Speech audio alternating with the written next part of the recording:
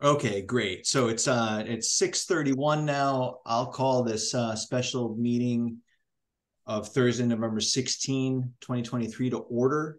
And I see that that Larry Dumoff and Sarah Chase are here. They are the members elect. And tomorrow night at 6 o'clock, there's a swearing in ceremony that I'm planning to try to be at. And our town clerk has asked that if we can, as many of us can be there as can be, members of the commissions, maybe come out and meet the new members. So what time was that, Matt? 6 o'clock at the town hall. Okay. And let's see, I'll roll call now. So there's myself and Wes and Daryl and Karen and Alice. Adam is here. Great. Adam is here. So we're missing Shelby as a regular member, and we've got Chris and Anthony, and we are missing Annie as alternates. I don't think Anne will be here. She said she was just going to run a little bit late.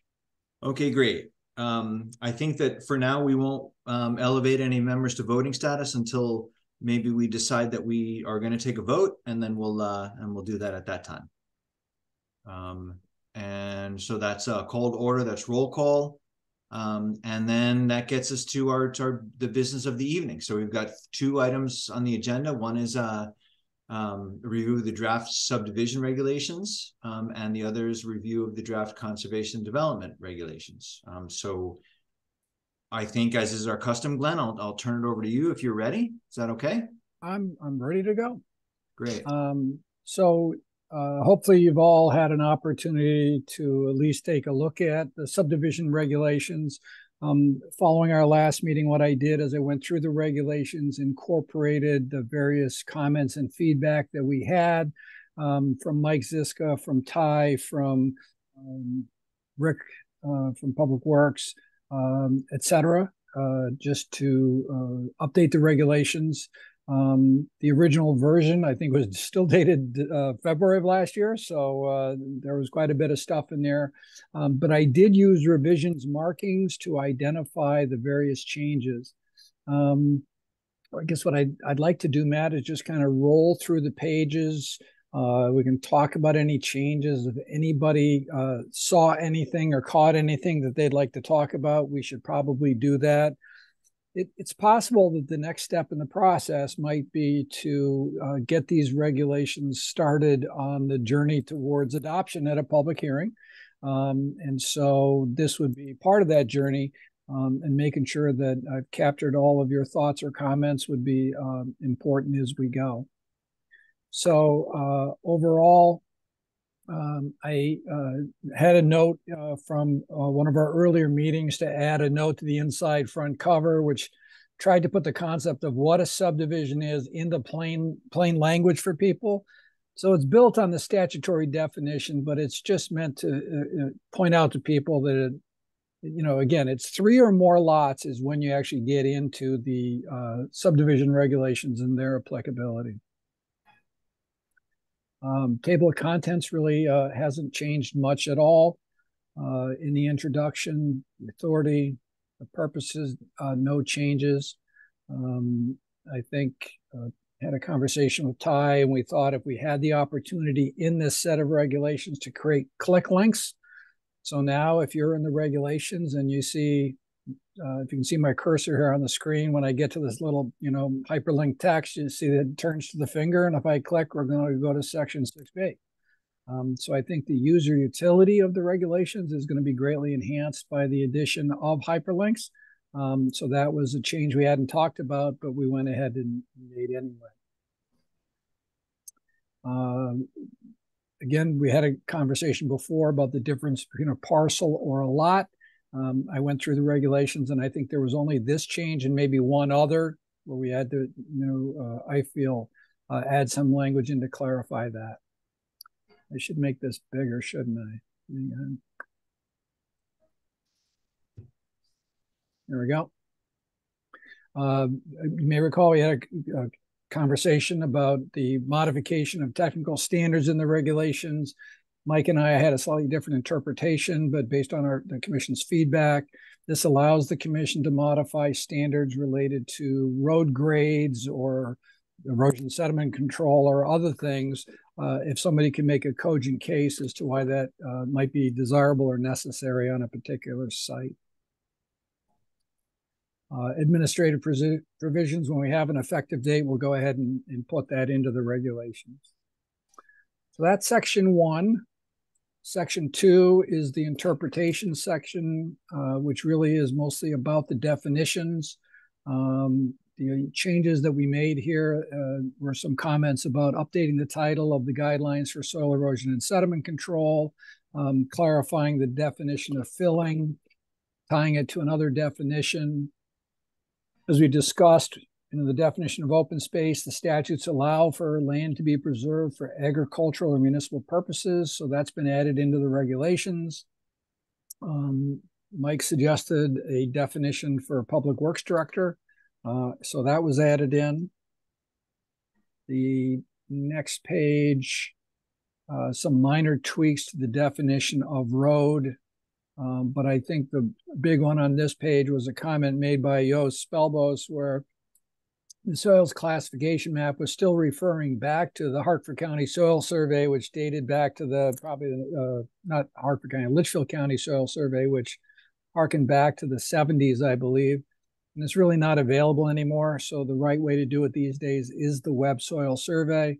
So we've updated the definition for that and put in the hyperlink so that people can go right there and get the information that they need. And that's great, Glenn. That's been scratching Yosa's soul for a long time. On that case, I know Yosa is on the call. Does anybody want to take it out? So we'll just keep them guessing for another month or two.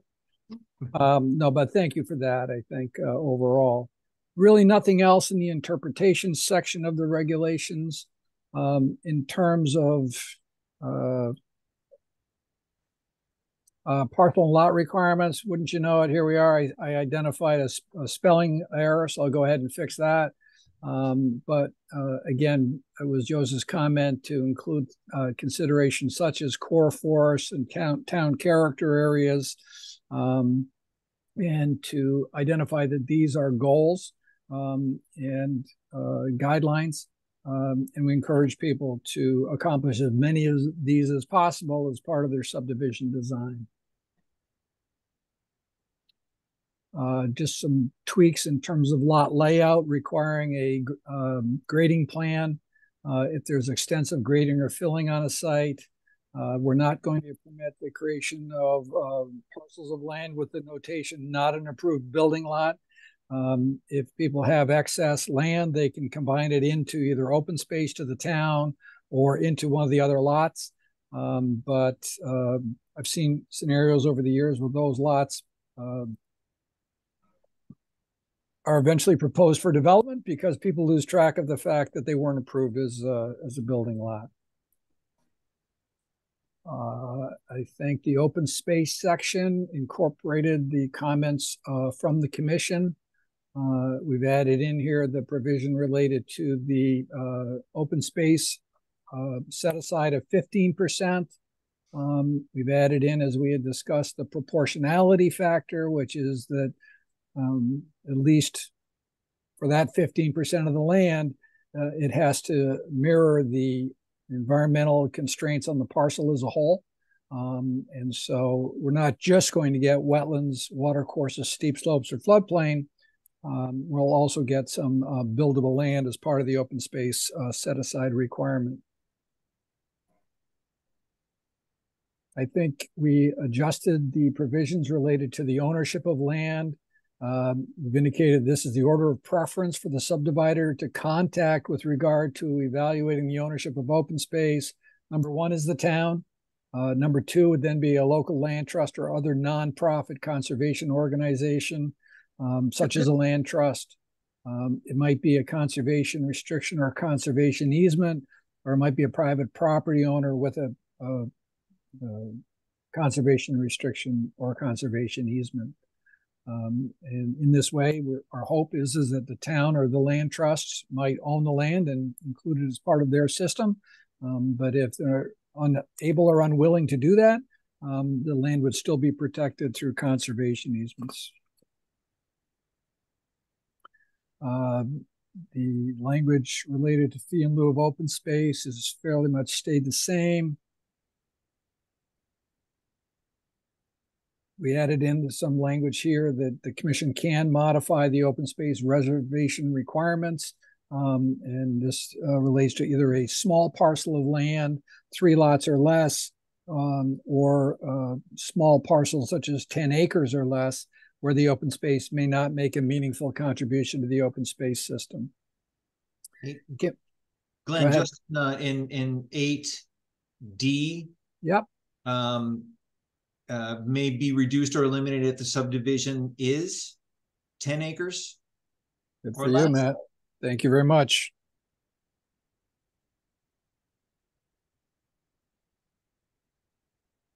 Thank you. All right, that's it. I'm finished. So that's your swan song right there. Matt, it's only 2 letters, right? No, yeah, you're gonna have to work a little harder tonight. No changes on solar access. No changes really on soil erosion and sediment control. We just updated the dates for the new manual, which is going to become effective in 2024. That brings us to section 4, which is the infrastructure requirements in the regulations.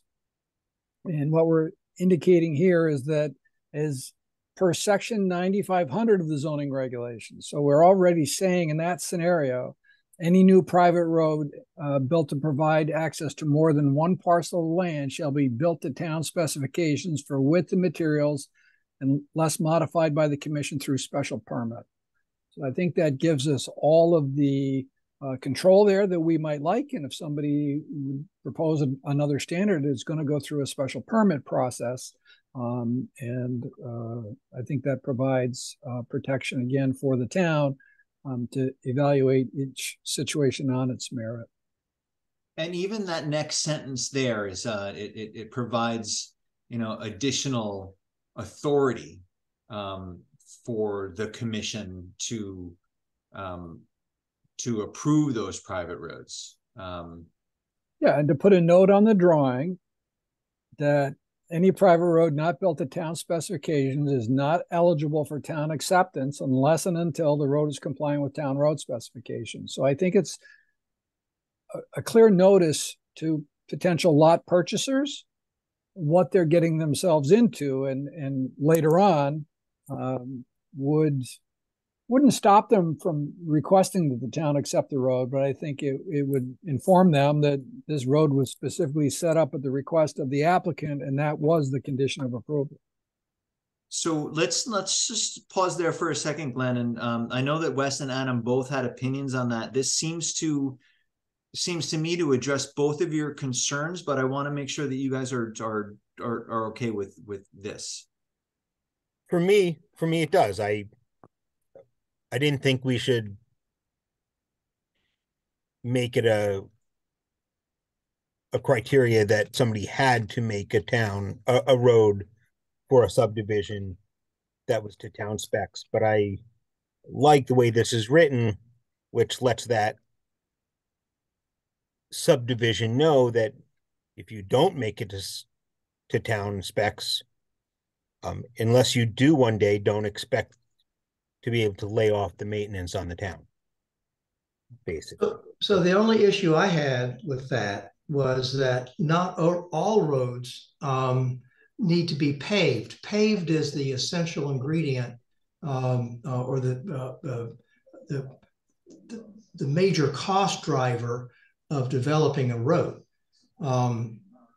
Private roads in the past have not necessarily been paved, and I think I'm not sure if town road specifications require paving. Rick is on here. Rick, can you? I think you were on here. I thought I saw your name. Can you say something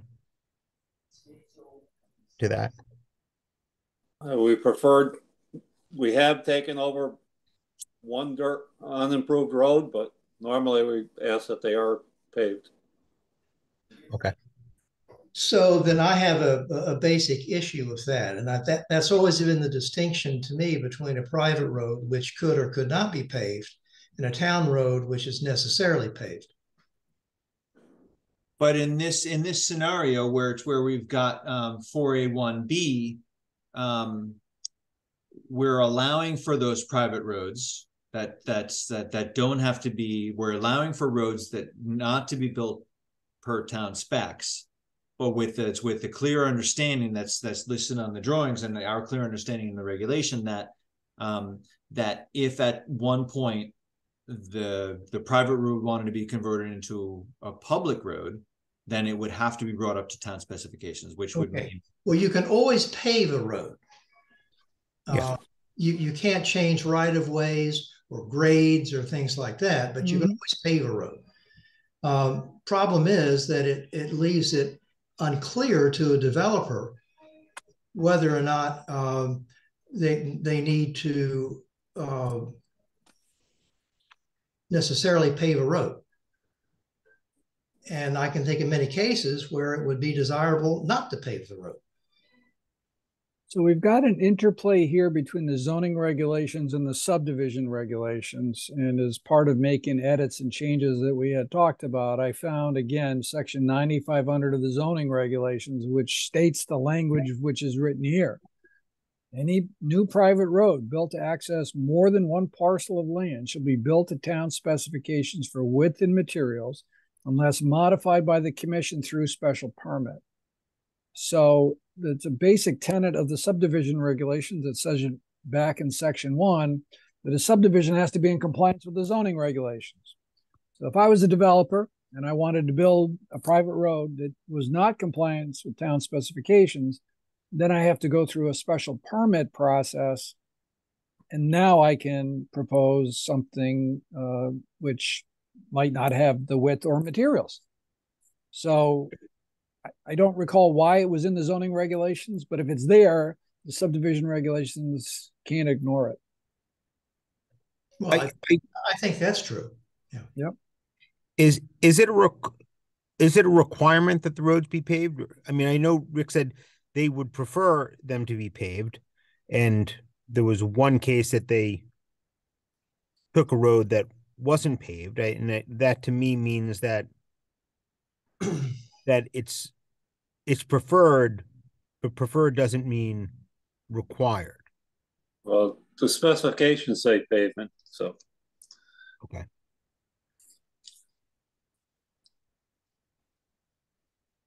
I guess if the commission wants to continue to think about this, we'd end up having to go back and chasing this in the zoning regulations as well.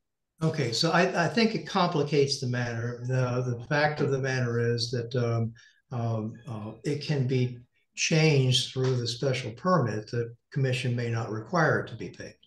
Yep, I think that's the way it would work. Yeah. So ultimately, Wes, that's satisfactory. It seems right to me that the commission can allow a private road to not be built to specs, with the understanding that it cannot be paved. If we distill it down to that, to your concern, that ultimately it doesn't need to be paved, but the understanding has to be on the plans and in the approval that if at any time that road wants to be turned into a public road and deeded to the town, then it would have to be brought up to town specs, and the town would have to actively accept it. Does that make sense?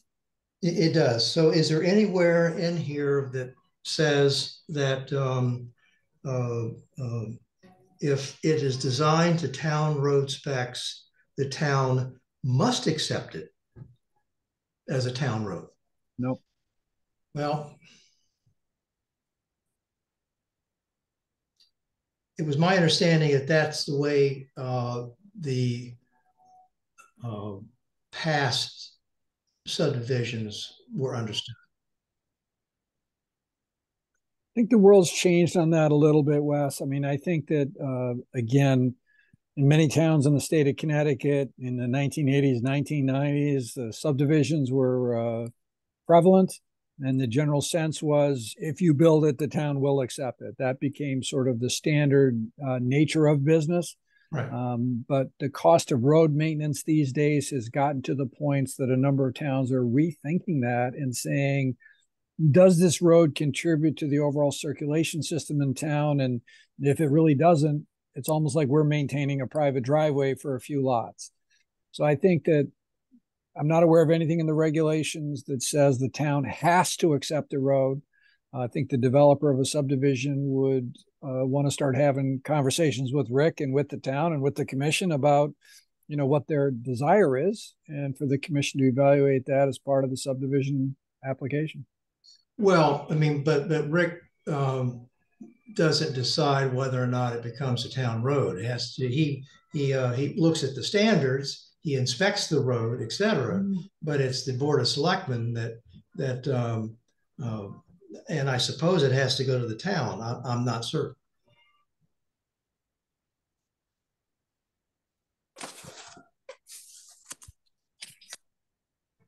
Anything else on the general roads? Based on input from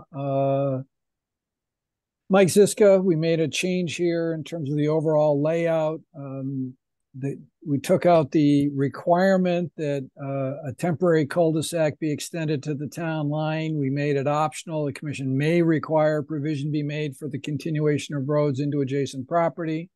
We also indicated that based on input from Mike Ziska, that if a subdivision is on an existing town road that does not meet the current roadway standards, that the town can work with the applicant to require improvements be made to that existing road in front of the subdivision.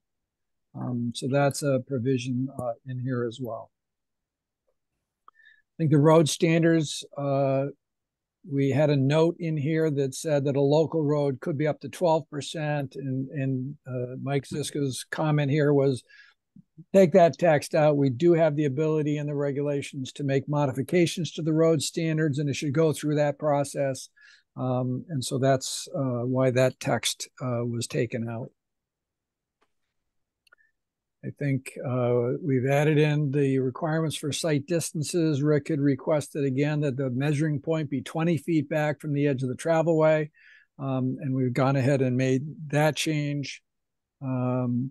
Again, for street connectivity, we've said that the commission may require roads be extended, but we've taken out the blanket or baseline situation that, excuse me, that would be expected or anticipated. In terms of dead end roads, we've clarified where the dead end starts to get measured from. It's the last point that you have two means of access into one or a set of roads, if you will. And that's where they're going to measure from. We've enabled a landscaped island in the middle of a dead end street. If the sense is that the design and everything else works appropriately. I think this is, again, where Rick's input in the design process, given the grades, the drainage, and the other things out there, could be a consideration. Glenn, the purpose of the dead end street turnaround design graphic there is to indicate that the two lots that are not only on the cul-de-sac but on the straight portion of the road would have the frontage, so that you wouldn't have more than 4, right? Because right now it's showing 5 that are on there. Well, but these two lots here, Matt, could access the straight portion of the roadway. In other words, the turnaround really starts here at the curve. Okay. And so the general thought was, unless otherwise approved by the commission, you're limited to 4. So if somebody comes along and makes a compelling case as to why 5 might be appropriate, they could ask for it, and that would spark a conversation with Public Works about, does that make sense in this scenario or not? And the issue is 4 right now is the threshold that we're going to work with. Okay. And then one other on 8, C, I think there's an extra shall that should come out after curbing. Well, okay, now Matt, you're up to, let's see, you added 2 letters, take away 5, so you're at net 3, okay? Awesome. What's the goal? To get a good set of regulations. Matt, thanks for that catch. As Rick had pointed out, if there is going to be a private roadway, there has to be a document acceptable to the commission that clearly indicates that the property owners are responsible for maintenance of the road and have the power to assess the membership for all necessary costs of that road, binding, perpetual, etc. So this is language which is also in the regulations with regard to open space. We use the same structure here and just specifically said, look, this is for the obligation of the property owners to maintain a private road. Every lot has to have a functioning driveway, and nothing on sewage disposal or water supply. On storm drainage, we did get a comment from Denise Lord that suggested that the engineering model that should be used here should be the one specified here, and here's the connection to it. So I think, again, rather than have people using different sources, there's one source of information there for it. I think that carries through now in terms of drainage. Fire protection, we did add provision in, as we had discussed, about street trees. Commission may require the planting of street trees in order to provide for shade, interception, rainfall, other benefits. Nursery grown stock, if they're within 10 feet of any paved area, shall be capable of withstanding damage from salts, and no stone or gravel used for ground cover. I think these provisions were in the existing subdivision regulations, but wasn't really clear where they are. I seem to recall a oh, there it is. Shall be species native to Connecticut. So invasive species are not welcome. The next section is the application requirements. I think this is, again, the process that's going to be followed.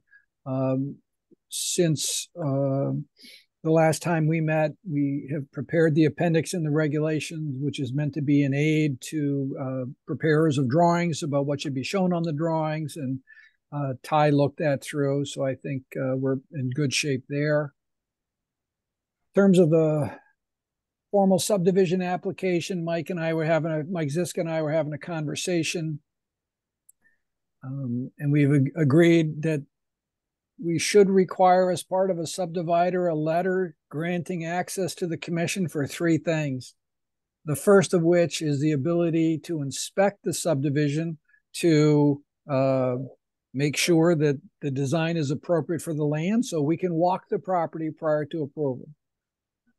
The second scenario is from subdivision approval through completion of the construction activities and acceptance of public improvements, if any. We get to go in and inspect erosion and sediment measures, inspect the road construction to ensure it's being done to the quality that we expect, and do that material. And we have the ability to enter the property at any time. And then finally, the last section is, should there be a scenario where the subdivider it does not complete the road on a timely basis or any other public improvements, we have a financial guarantee. We can enter the property at any time to go ahead and make those changes or improvements that may be necessary for public health or safety. So this provision has been added, and I think it's a good provision for the commission to have belt and suspenders on this particular situation. I think nothing really in terms of receipt scheduling or notice provisions in terms of what happens. In terms of the public hearing, Mike Ziska had some suggested wording here in terms of expressing the statutory requirements. We've gone ahead and made those changes. In terms of processing the application, Again, expressing the statutory timeframe so that people can understand it. We then have post-approval procedures. Once the commission has approved a subdivision, the applicant has the choice about how they want to file the maps, whether they want to complete improvements before they file the maps and post a financial guarantee, or go ahead and post that financial guarantee right off the bat so they can sell. So with Mike's assistance, we made all of those changes in this particular section, including provisions for submission for signature, et cetera, of the subdivision. The last major section here is the construction procedures. What happens in terms of erosion and sediment control, clearing and grading, construction of the improvements, the ability of Rick and others to inspect the improvements or retain third-party consultants to do the testing, et cetera. There is the statutes provide for the period for completion of improvements, which can be up to 5 years, including some extensions possibility after that. The local surveyor noticed that we were using specifications for road monuments that were difficult to acquire. So he pointed us to the regulations of Connecticut state agencies. So we've incorporated that language here as well. And the requirement that road signs be put into effect should any house be proposed for certificate of occupancy before the road is completed. And just really quick at the end here, we've created this application checklist. I'm going to go small here on the page for a moment. So what this is an application checklist, the information that's required, and this can be used by Ty or by the applicant to check to make sure that the information that they're looking, the town is looking for, has been provided on all of these drawings. And again, it's just to make sure that the drawings that come in are complete and thorough with this type of information. So I think that's the overview of where we're at with the regulations. Any thoughts or questions from the commission in terms of the subdivision regulations? I think it's very comprehensive, Glenn. Well done. Thank you, Wes. Yeah, I would mimic those sentiments and say that I think these are these are a result of a couple of meetings, at least, of deliberation, and I think that they're ready. I mean they're certainly ready for public scrutiny. Exactly. So Glenn, Ty, our next step, I think, is to maybe make a motion to go to a public meeting with these regulations. I think there's two ways to go at this point, Matt. Option one could be to go to the public informational meeting. Because we're headed into the Thanksgiving to New Year's window, that's always sort of a difficult time to do that. So the commission may want to think about timing. Again, it's an informational meeting. So when that might happen. And then the other option is to go straight to public hearing, because public input would occur as part of the public hearing process. I tend to be a bigger fan of the informational meeting up front. We've gotten some good feedback along the way in terms of some of the other regulations that we've been modifying. And I think we end up with a better product. And I think that we're not in a rush to adopt. So I think whatever commission feels comfortable about in terms of a schedule could be something for us to work on. I will be away from sort of mid-February to mid-March, something in that time frame. So either we try to have the public hearing and adopt before mid-February, or I would have a challenge updating the regulation should anything happen at the public hearing. So that's the only other thing I wanted to add in. So doesn't our moratorium end in February? Late February, yeah. Really, it's really the end of February, Wes. So I think that's a good point. So we should If Glenn's not going to be available after mid-February, we should plan on having the end of that review period. Which is it 15 days, Ty, for this one as well, after the public hearing. You're on mute.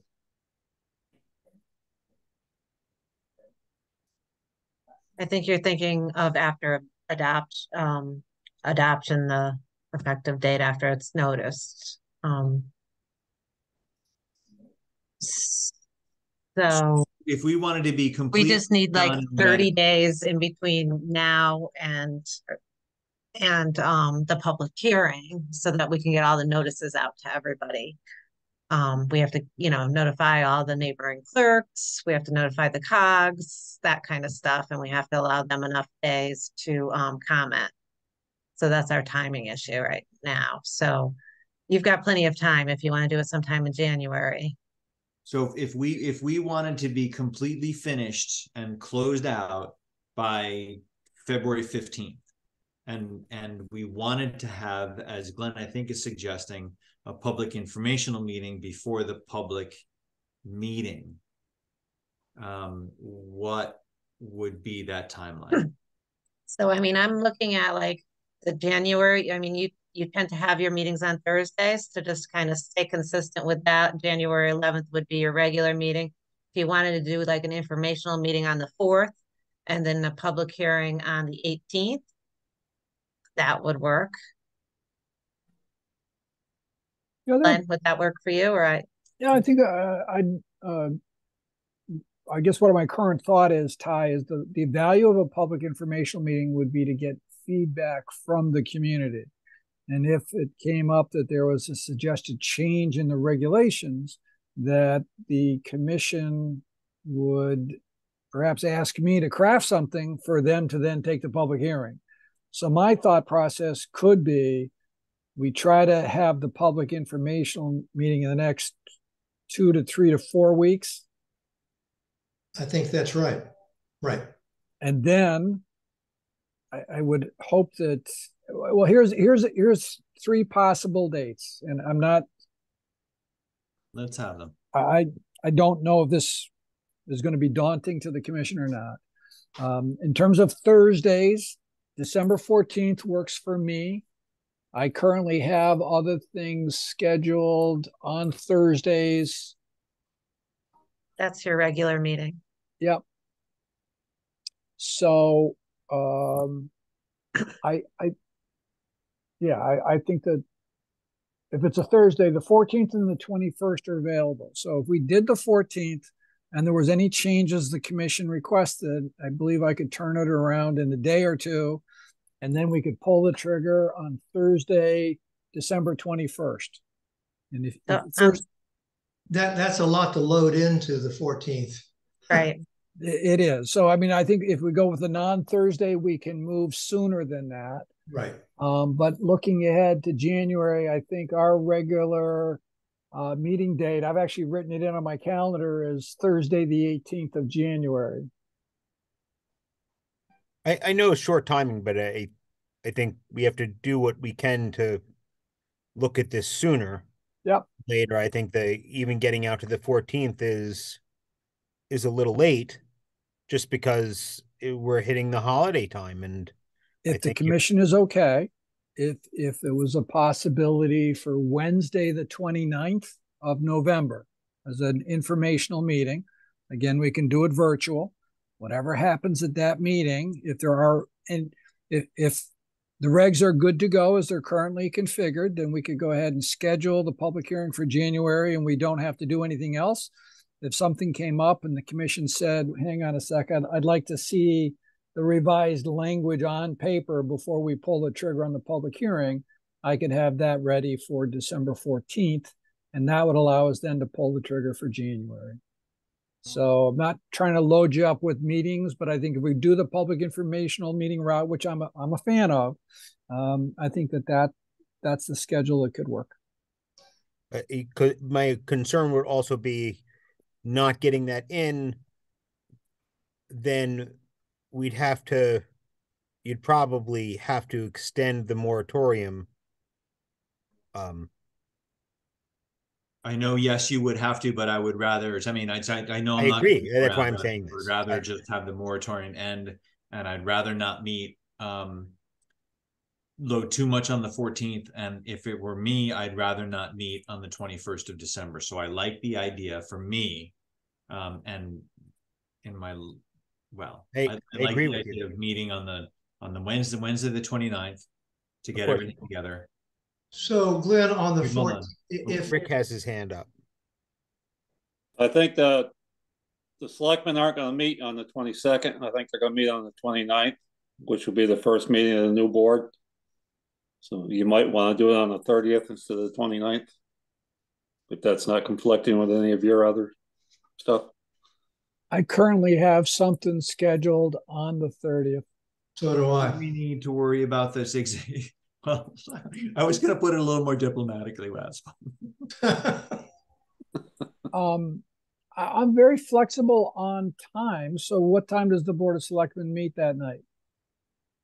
I believe they're going to start changing it to more like 6 or 6:30. Right now Okay. it's 4 o'clock, but Okay. So interestingly, at that meeting that the Board of Selectmen is going to have is the end of the alternates term. Both Chris and Anne, their terms end on the 30th, and they have to be reappointed that day. Just saying. I didn't even know that happened. I mean, Yeah. I was an alternate for some years, and I never knew. It never came up Magically. that my term ended or there was a reappointment. It just happened behind the scenes. I never even knew. Yeah. I was not going to let you go, Adam. Getting the option. We know where you live, Adam. There you go. Ty, who does the reappointing? The selectmen. So that's why I'm saying that. I don't know. I just thought it was important to say. I don't think they'd be changing anything. I think they just.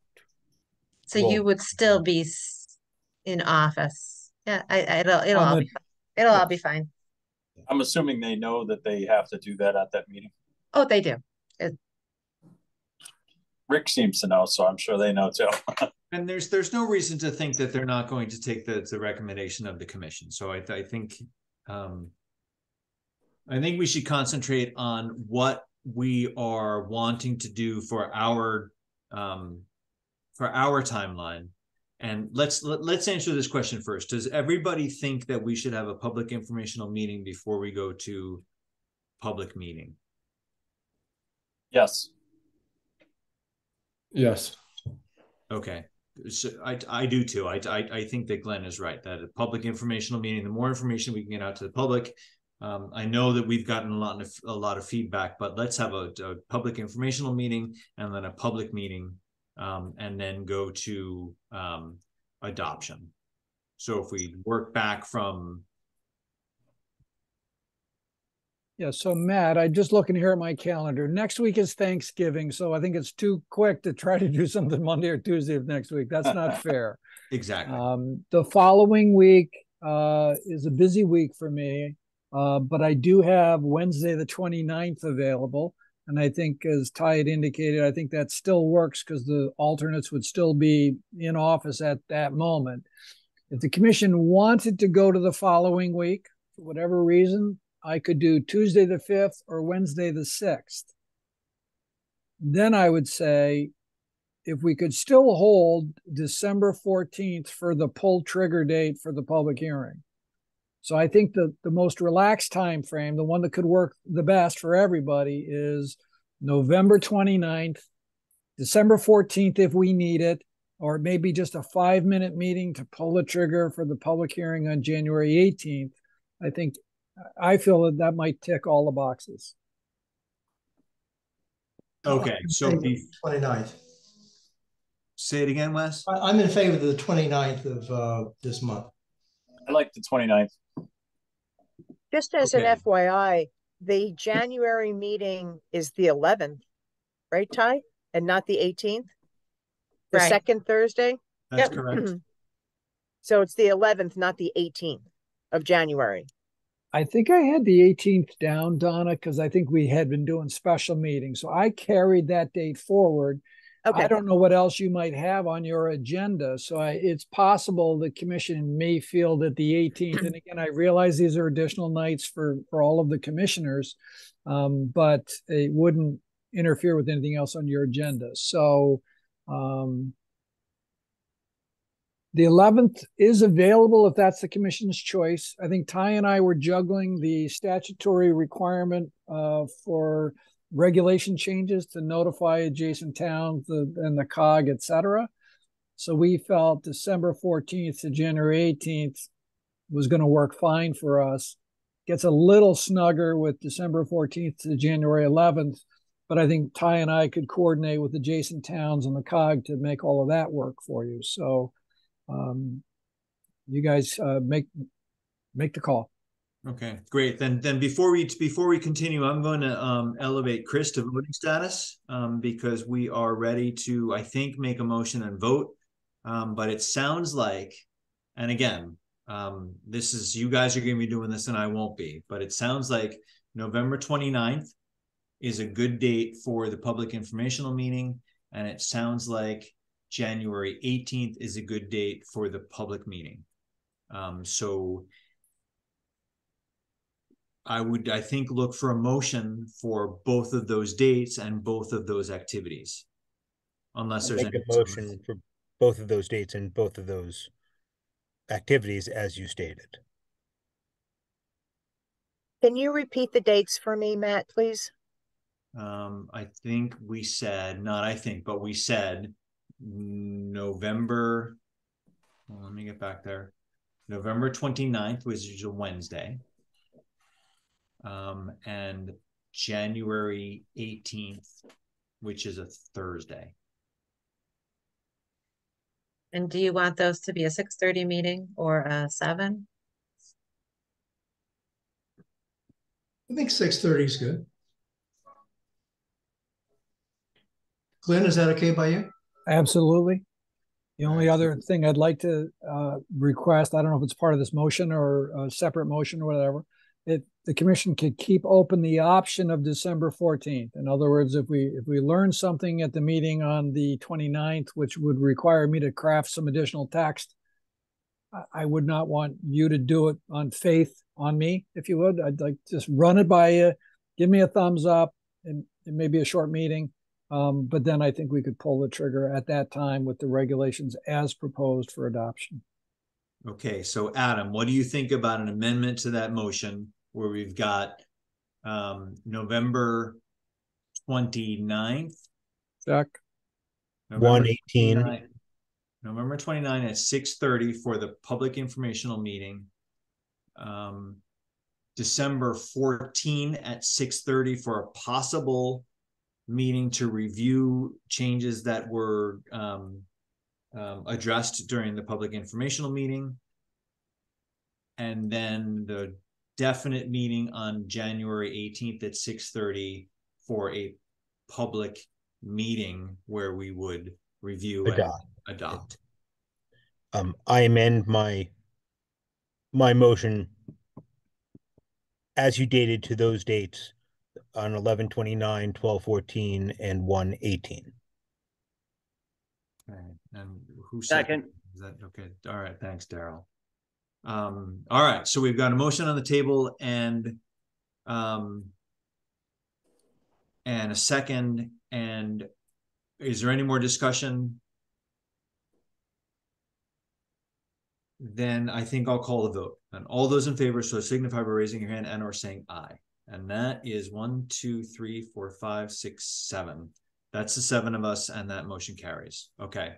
Thank you very much, Glenn, for the work you've done. Yeah.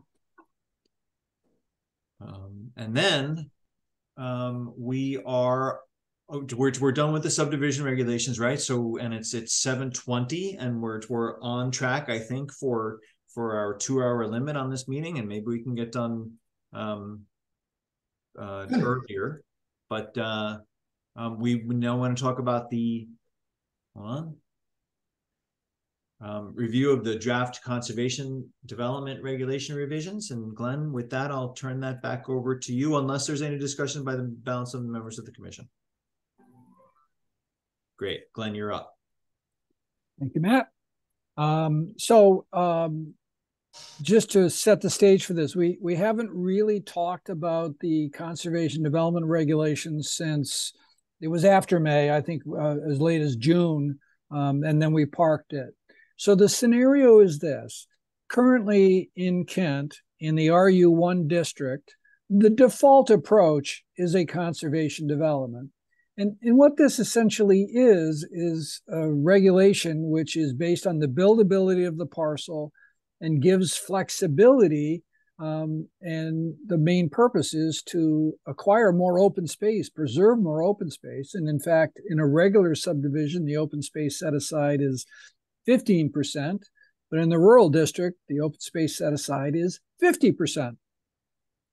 So the flexibility is valuable to developers and homeowners, et cetera. And so this development approach works well to protect the resources that Kent has indicated that they are in favor of. In the last 3 or 4 years, there was an application to create a conservation development approach in the village area. And that got codified into the regulations as a separate section. And through our discussions on this approach, the feedback communication to me was the commission wanted to continue to allow and encourage conservation development. But why were we having 2 regulations that sort of dealt with the same thing, but in slightly different ways? So the regulations here we're proposing in this draft is to bring them both together into one section. So the regulation changes, if the commission were to proceed here, are outlined in this document. The changes that were made in the May 8th version here are identified in red, and the text on the right-hand side is a sidebar, which is sort of explanatory. So in the village residential district, a conservation development on a parcel of 10 acres or more, and in the rural residential district, the default is that a conservation subdivision, conservation development, excuse me, is required. And as a result of that, these regulations would point to section 6600 of the regulations. Let me blow this up a little bit. Both of these would refer to regulations in section 6700 for the requirements for a conservation subdivision. As a result of this approach, there is an overlay zone in the rural district which contains the language that a conservation subdivision is required. We're not going to need that, so section 5200 is proposed for deletion. The conservation development, its basic purpose is to encourage the preservation of significant resources in the community, permit flexible residential development, and accomplish development which is more in keeping with the character of Kent. As part of the approach, the basic idea is to do an environmental analysis of the parcel in terms of the areas which are important for conservation, the areas which might be able to support development. But we've identified these resources as being things to be considered by an applicant in putting together a development. And the regulation says that those areas shall guide the location of open space areas and the designation of conservation areas and the configuration of development sites. So it's meant to lead towards an environmentally sensitive approach. And again, a key element is the preservation of open space. So in the village residential districts, based on the regulation the commission had approved, the open space set aside in that regulation is 40%. And in the rural district, the open space set aside has been 50%. You may recall as part of our conversation on the subdivision regulations that we're talking about this concept of a proportionality requirement. And I want to come back to this a little bit later, but basically the proportionality requirement says you can't just give us the the undevelopable property. It's got to reflect the parcel as a whole. Part 3 here says that the commission could, by special permit, reduce the percentage of open space set aside if, in fact, in this case, affordable housing units were being provided. That could be something that the commission might consider. The remainder of this that page. Yep. So we're looking at 3A. I'm looking at 3A and wondering if we can conform that to our new accessory dwelling unit language, which I believe is the 10-year with an auto renew. Does that make any sense to conform those and tie them back to each other? I mean, I think that can definitely happen, Matt. I mean, I think the idea here was this is not in the current regulations, but it could be a situation where the commission might find that this could be a way to promote the creation of additional affordable units. And I think, like on the accessory dwelling units, the auto renew feature is something that could be incorporated in here.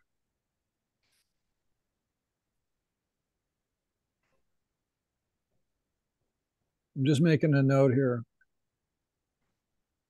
Got it. I'm going to want to come back later and talk about part 2 on this page too.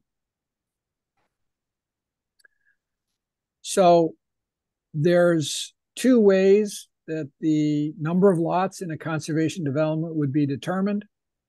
In the village residential districts, it would be through a minimum lot size approach. And in the RU1 district, it's based on the soil-based zoning, which exists in that area. So it really varies depending on the soil characteristics of the site. We adopted a standard here is that the maximum number of lots is going to be the lower of these calculations in terms of the environmental constraints of the parcel, and what happens if the parcel doesn't have significant environmental constraints. But the basic idea here is that the conservation development would not result in more lots than would otherwise be feasible. So in other words, it's a better development pattern, but it's not a way to get more lots. That's not what the intention of this regulation would be. So based on that comment, Glenn, yep. Does it, I mean, I've been hung up on this 15%, which is sort of a vestigial component of the subdivision regulations. And I don't know whether that 15% should be calculable in this regulation. So it seems to me that maybe we ought to reduce the gross area by 10% for the roadway. But because we're already asking for 40% here in open space, why are we in essence asking for 55%? So I think a good question, Matt. I think the idea that if I was a developer of the property, I would go through an analysis and look at development of the property 2 ways. The first way would be under the current zoning in the VR1 or the VR2, how many lots could I get? And I would be bound by those requirements. Then I would, as part of that development, recognize that I have to preserve 15% of the land minimum as open space. So the other way I would then look at it is, well, what could I achieve in a conservation development approach? And if that 15% requirement is ignored, I can go through the math in terms of the number of lots and use that 15% to create minimum lot size lots. So this is not a real calculation in terms of what the development might look like, but it is a real calculation to tie it to what I could get under the existing zoning. So Matt, if you were the property owner in the village residential district, I would say to you, Matt, you're going to have to give us 15% of the land as open space. There's probably an additional 10%, which is going to be the area of the roadway, public or private, that you're going to have to put in to service those lots. And then if everything works out efficiently, you could lay out lots of 10,000 or 30,000 square feet. That's the maximum number of lots that you're going to get. So that's the number that would carry through to a conservation approach. And so if somebody was to get creative in their development and they could end up with 10% more lots, my sense is that's not the outcome the commission really wants. So I would say, I don't think we're double counting that. This is mathematics, which sets fences or constraints on the number of lots that somebody can get. Once that number is established, we go back to the conservation approach, and they can be as creative as they can be. But the end result is that's the cap on the number of lots. They can be creative all they want, but not to make more lots out of it. So what's the incentive then? What's the incentive then for a conservation subdivision if they can get a certain amount of lots with a regular with a standard subdivision, and they can't get any more than that with a conservation subdivision? Why would a developer want to utilize the conservation subdivision in lieu of just putting the sites, putting the lots? So let's go back to the development was approved at the north end of the village, right? Yeah. Or the subdivision that came in. So some of the land was in floodplain areas. It wasn't particularly accessible. So the development areas of the parcel were sort of brought up to the streets. I never looked at the dimensional requirements of that, but would they have been able to create conforming lots for each of those houses if it had been a conventional subdivision? I think the answer might be no. Yes, it might be no, it might be yes, but we never, as far as I remember, looked at we did the calculation, I thought, based on a regular or a standard subdivision, but my recollection, Matt, and I wasn't involved in that permitting process, so I only had a chance to look at the drawings. The actual areas that ended up being drawn around each of the houses was quite compact. So it was the house and another maybe 10 or 15 feet outside of the footprint of the house. And then the rest of it was sort of open space. But had there been a requirement for a public road and for frontage requirements to be met for either VR1 or VR2, they didn't have a lot of frontage to be able to do that. So oftentimes the big incentive on a conservation development is the flexibility that people can get in terms of how to lay it out. And a classic example that I saw over the years was, should there be an amenity such as a scenic view or a pond, the strict dimensional standards in the zoning regulations might limit the number of house sites that would have a view of the resource or a scenic view. But in fact, a conservation development really allows you to move the houses around quite a bit. And you can now share the view with more units and make each of them more valuable. So there's a lot of different ways that it can play out. So the incentive isn't so much, if I'm understanding you right, it's your idea. The incentive isn't so much that you can get more density than you would otherwise be allowed on a particular parcel, but you have the flexibility to arrange those lots on the parcel in such a way which would be more efficient and cost efficient, right?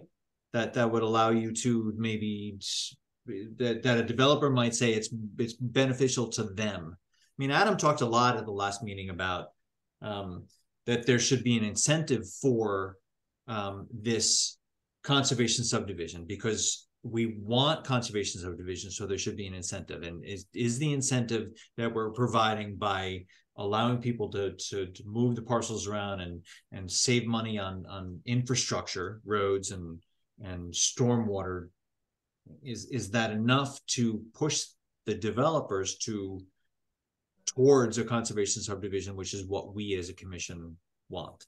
Yep. So if the commission in the rural district, the way that the regulation has been set up for some time is you go through the math in terms of the soil types on the parcel times the minimum lot size for those different soil types. That produces a number of house sites, maybe depending on the size of the parcel, it could be 12 or 16, whatever it would be.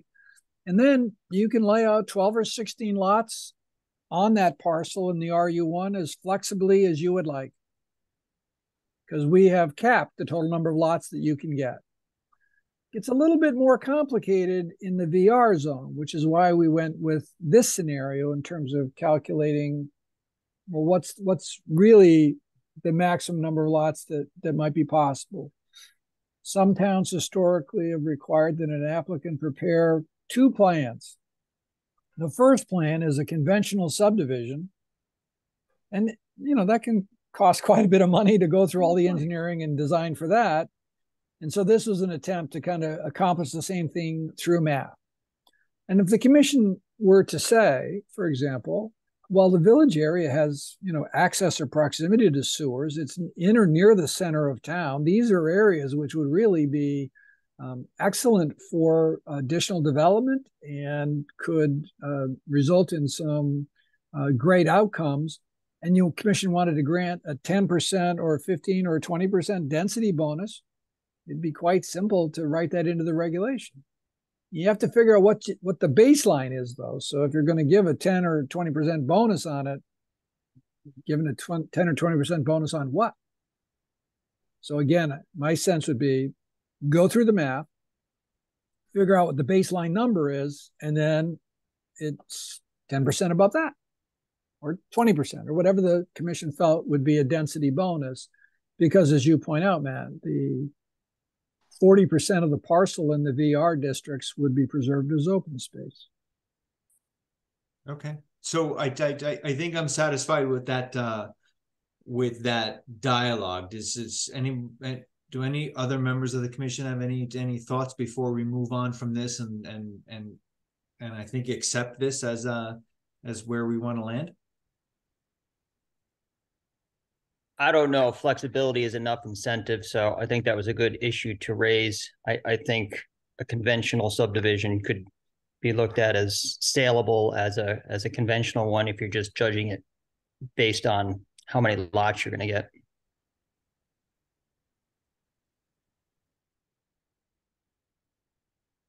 Carol, any sense of if there was going to be, or Adam or Matt, if there was going to be a density bonus? And I realize we're talking sort of theoretical numbers here, but some percentage, 10%, 20%? Any thoughts? 20 seems too high. 10% might be enough to tip the scales. Now I'm trying to remember when we first created this conservation incentive was when we were doing, I believe, when we were doing that overlay district outside of near town hall on the Casey property. Yeah, and the big thing about that, and something that Matt said and Daryl said, is this is supposed to be an incentive. There's a reason we're supposed to be giving a contractor, a developer, a reason to want to do this. If he creates or she creates more open space, then in return for that, they get to do this. They get more units. There has to, because in the end, it's about what the developer makes at the end of the day. If the developer isn't going to make more money at the end of the day, well, the incentive is gone. So as we craft this, we can't make it so stringent that that we're making it undesirable, or we're spending a lot of time creating this when it's something that anybody is ever going to want to do.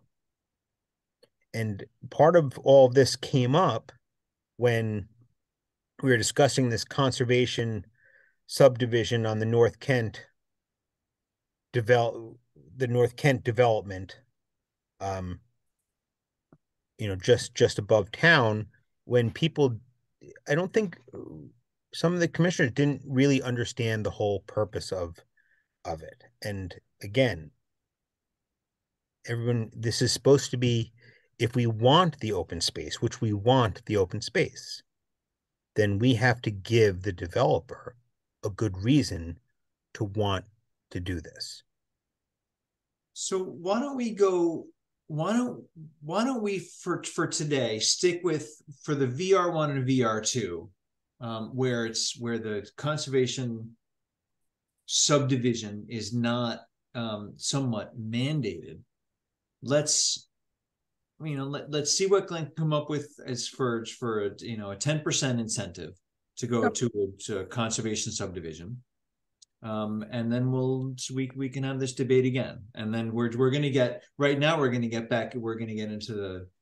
into the RU1 district, and we're going to talk about how we manage there. But for in town, RU1 and RU2, I think there should be higher density. All right, so let's back up for just a couple of thoughts, Matt. I think if the commission, we're having a public informational meeting on November 29th. We might want to throw this into the mix to get community feedback on this as well. I agree. With draft marked all over it. But I think what I would propose to do is craft this section here as the minimum lot size approach in the VR district is having a 10% bonus. And I'll craft that and share it back with the commission, et cetera. The soil-based approach basically goes through the math in terms of the soil types of the lot. And really in the rural district, you can perhaps save quite a bit in terms of road construction cost. Right. Because you could theoretically cut your road distance in half. And with what roads cost these days, that's a pretty big incentive for people. So just something to think about. And then the last thing, Matt, I just wanted to add is that the R2 district, RU2, is the Birch Hill area. Mm-hmm.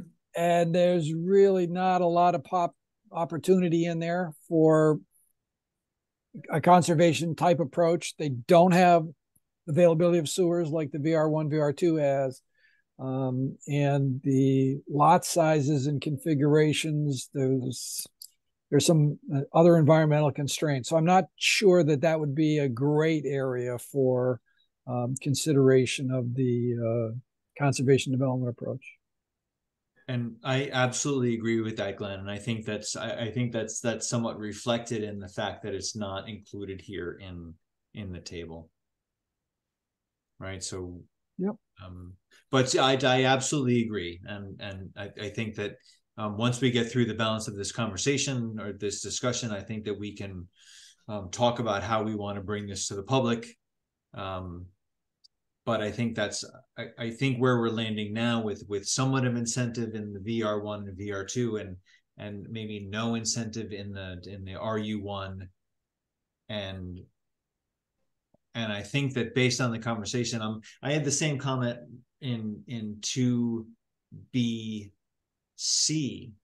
right, where we're multiplying it by 85%, which brings us to, that what I'm calling the vestigial 15% from the subdivision regulations. I think the way you described it before, I'm comfortable with. So I think I'm okay with this too. I think that's just from a calculation standpoint, it makes sense.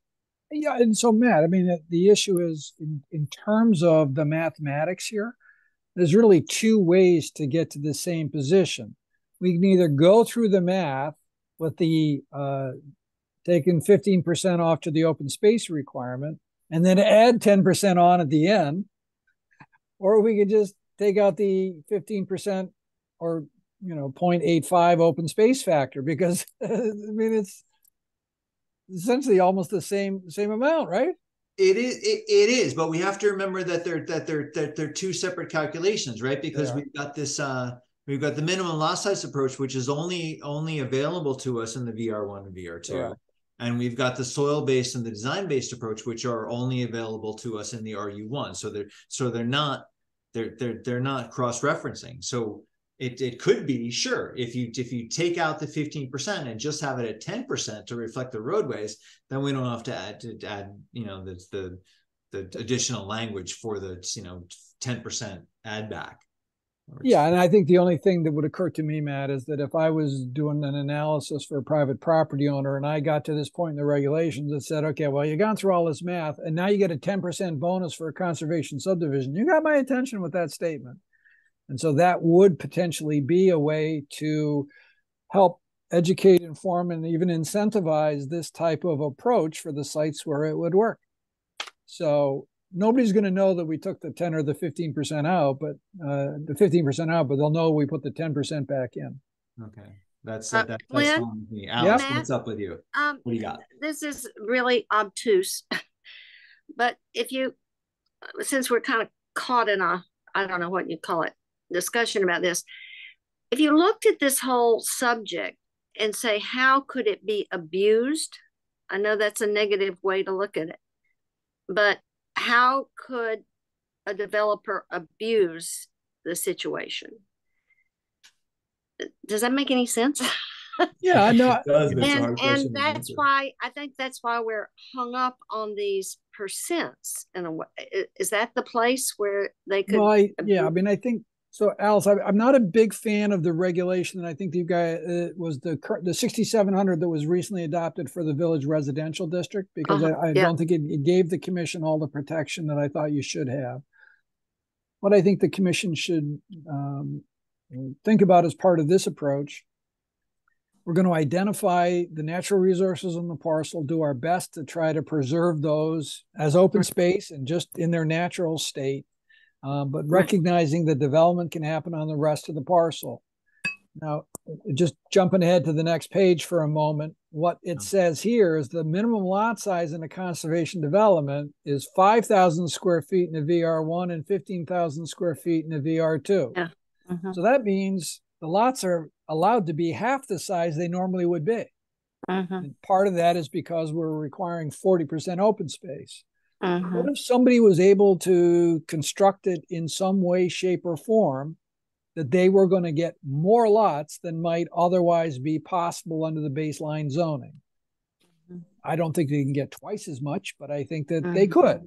And so I tried to craft a regulation that would allow the commission to have some ability to manage that, so that there's no major runaround factor or anything else that could arise. You are allowed to have this flexibility within some constraints. And so I think if we were to define the buildability of the parcel, go through some mathematics, as Adam indicated, or Daryl, add 10% on top of that, now we've got a number. And we would say to a developer, on your parcel of land, based on this math, you're going to get 22 house sites or 12, whatever you're going to get. Knock yourself out. Do the best job you can. Make as much money as you can. But don't abuse the land or the development potential as part of doing that. Okay.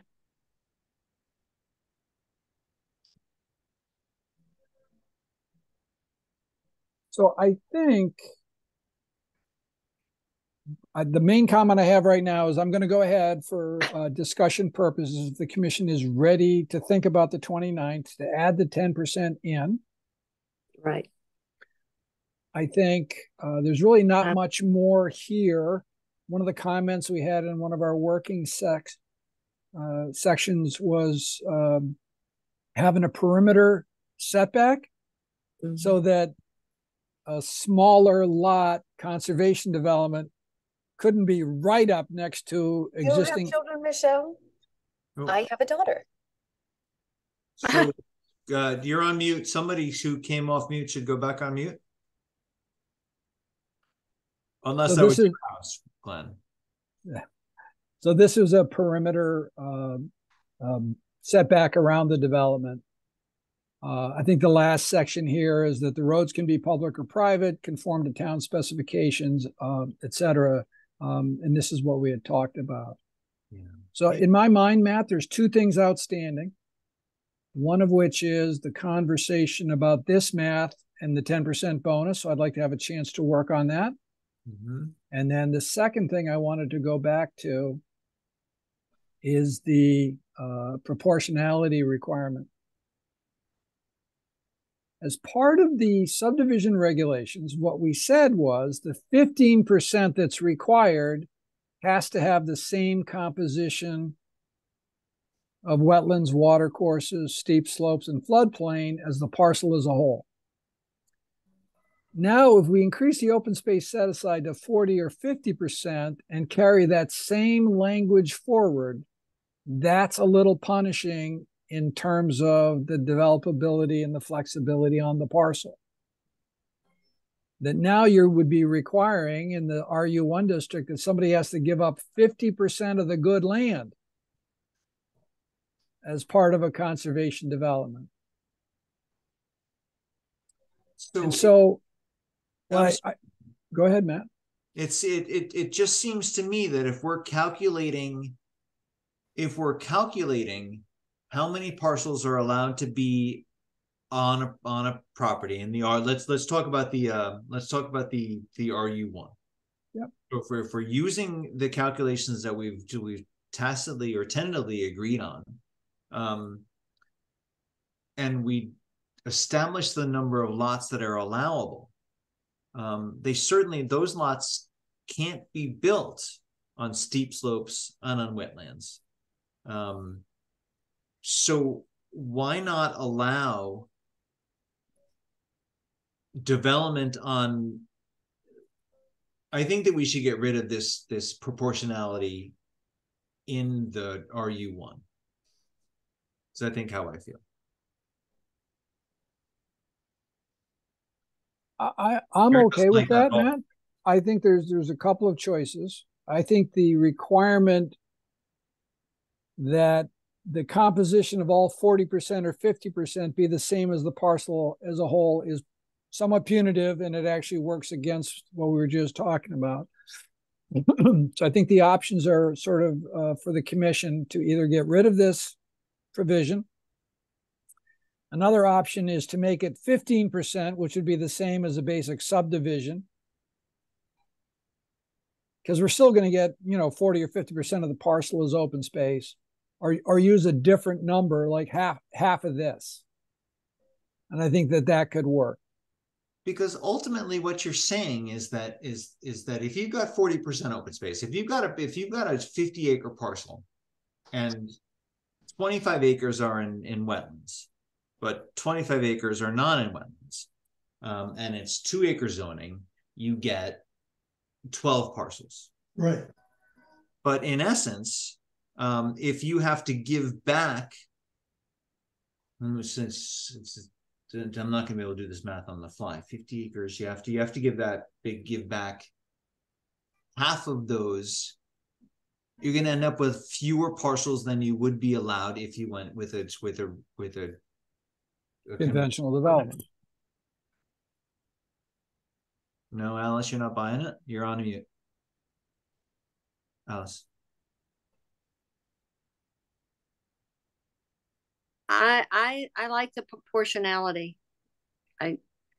Sorry. That's fine. Because it's got to be really special to preserve open space, especially the bigger the space somehow. I don't know. What's the definition of open space now? How are we? Well, I knew you were going to say that. I mean, is open space undevelopable? I mean, is open space? I mean, certainly steep slopes. We don't want anybody to develop on steep slopes or in the wetlands or. Well, they can't. They can't develop. They can't. So that they can't. They can't.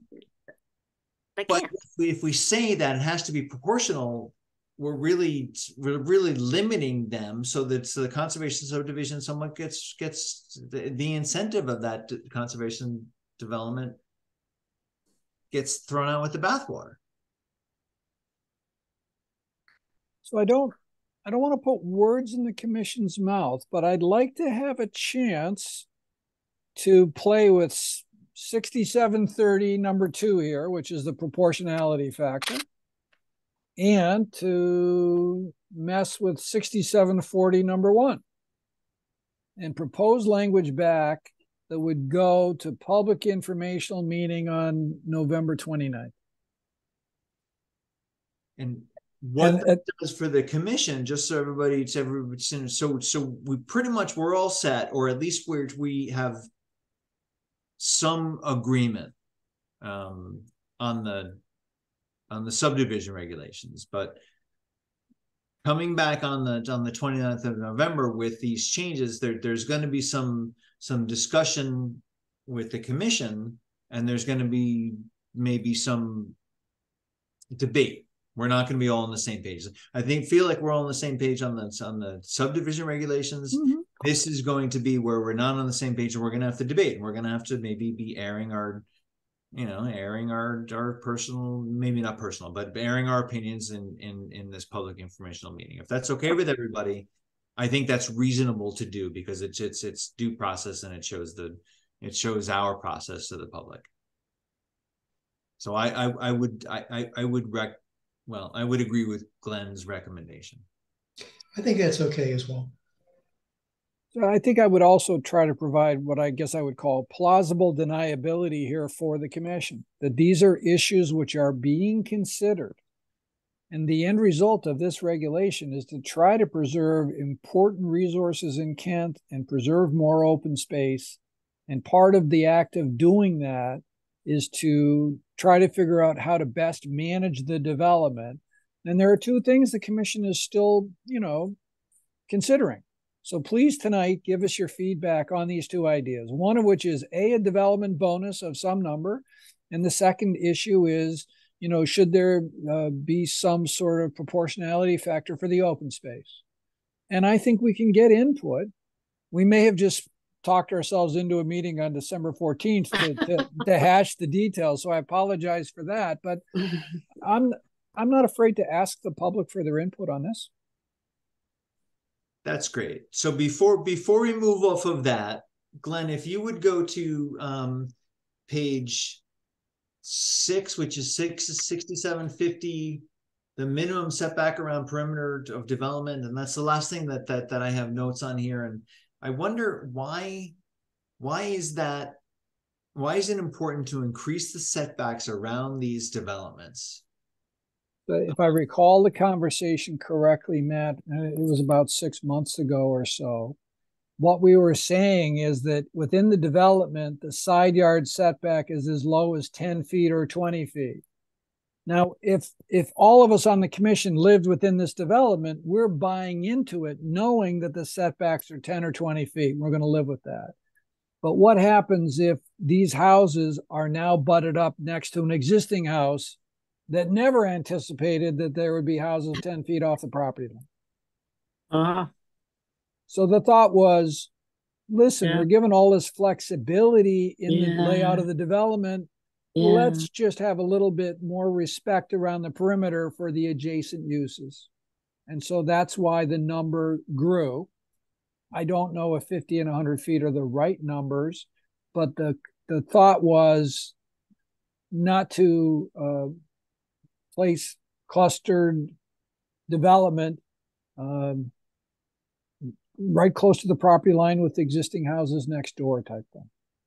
So that number certainly could be changed. Yeah, and the only thing that I would say to that is the minimum setback right now is 10 feet.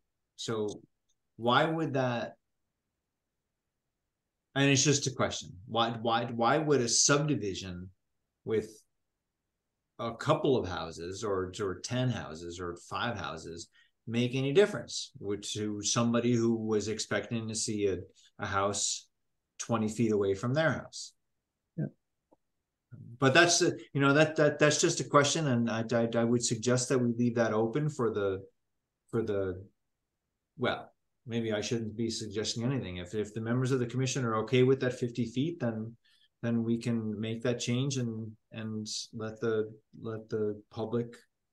I was actually going to bring this up also. I thought that the 50 feet and the 100 feet in the RU1 was a little egregious, that, the person that owns a piece of property that's next to a possible subdivision, their setbacks are only 35 feet, 65 on the front, 35 on the sides, 35 on the back. So why would we adopt that to take away more footage from someone that we are looking to possibly get subdivisions in the town? They would see that 100 feet and be like, wow, that's a lot compared to the other buildings that are, that are in line already, that are already there. I understand the process that we, you're trying to keep cluster homes, but I think in the RU1 district, we wouldn't have cluster homes anyway. I mean, we're talking 1 acre minimum at the top of that chart. So, making that the borderline 100 feet kind of, I don't know if that solves, like Matt was saying, it doesn't really solve anything. You're still going to see more homes in that area anyway. So I didn't really like those numbers. I thought that they were too high. So that's good observation. I think let me go back and revisit. It's been 6 months. What the setbacks currently are in the VR1 and VR2 in a baseline zoning situation, and the RU1. And if, for example, the RU1 is in fact 35 feet, then I would think that this number does seem excessive. And so I think we might go into the public informational meeting with this particular issue and essentially be asking the community to help us with 3 questions here on this regulation. One is a little bit of a development bonus to help preserve more open space. Number 2 is what to do about the proportionality factor. And number 3 is what should the perimeter setbacks be? But I think what I'd like to do is adjust these lower, closer to what the existing setbacks are. So it shouldn't be less than that. And ask the community to give us feedback on those. I think that's great. I think that's I think that's a great way to couch it too, Glenn, for the public informational meeting. Listen, we're here, we're at the point, we're debating these couple of things, and we haven't quite landed on it. But what's your opinion? And we'll take your opinion, and we'll slap it into we'll consider it, and then we'll come back to you with it at the public meeting and nail this all down. Yep. So I will modify this text and work with Ty to get some sort of public notification out quickly so that people have an opportunity to ponder what's going on at this informational session, and do that. Does that sound like a plan? That does sound like a plan. So I think that because we've elevated members to voting status, and we are, I think, at that point, I think that the next step is to have a motion to bring this to a public informational meeting on November 29th, right? That's a Wednesday at 6:30, and then have a tentative meeting date set for Thursday, December 14 at 6:30 for review by the commission, and then we're talking about a January. I don't think you have to do the 18th? January thing just yet, Matt. My sense would be, let's do the public informational meeting. Let's digest the comments we receive. If the commission feels it's ready to move towards adoption, they can schedule it for January. If, on the other hand, they're not sure that it's ready yet, we're under no compunction or push or drive to do that. That's great. So, who wants to make that motion?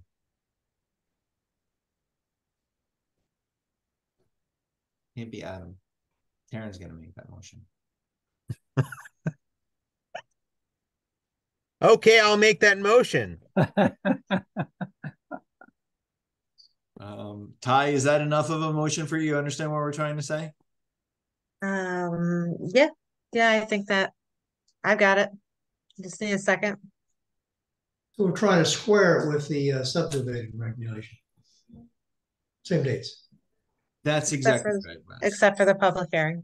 Except for the public hearing, which we can establish as we go forward. Okay, so Adam's got a motion, and we're looking for a second. Second. And then that's a motion from Wes. And any discussion, Ty? You're sure you're all set, right? With what we want? I understand. Yep. Okay. You're the greatest. Then any further discussion, then I'll call the vote. All those in favor, so signify by raising your hand or saying aye. And that I'm counting 7 hands. Okay, good. That motion carries. Then we are at the point in the meeting where I think, hold on, let me just make sure that I get to where I want to be. Yeah, we've concluded the business of this special meeting, and I would look for a motion to adjourn. I make a motion that we adjourn. Glenn is raising his hand to say something or to Well, I would like to say one business thing and one non-business thing. Can I have a minute? Ty, is it okay if I talk about daycare and the other thing? Yeah, I did Okay. send out the information to the members. We just shouldn't get into details about it. No, but let me just do a quick update for the commission.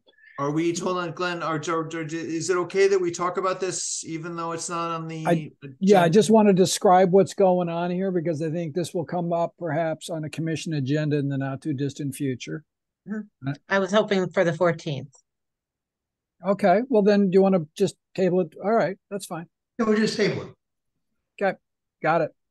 I think that's best, Glenn. I'm saying I absolutely understand, Matt. Thank you. Especially a special meeting, we're not supposed to add anything ever. Let the record reflect that Adam's last motion may be a motion to adjourn. I'm not sure yet. Somebody might beat him to it, but I have made that motion to adjourn. Well, I would second that. Well, thank you, everybody. Thank you, Matt and Adam. Thank you both for your service. Absolutely. I've enjoyed being a commissioner for a long time, so maybe it will be again one day, but Terrific. I wish you guys all the best. Thanks. Make good decisions. Thank you. Take care. Bye, everybody. Thanks, guys. Yeah, thanks, guys. Thank you.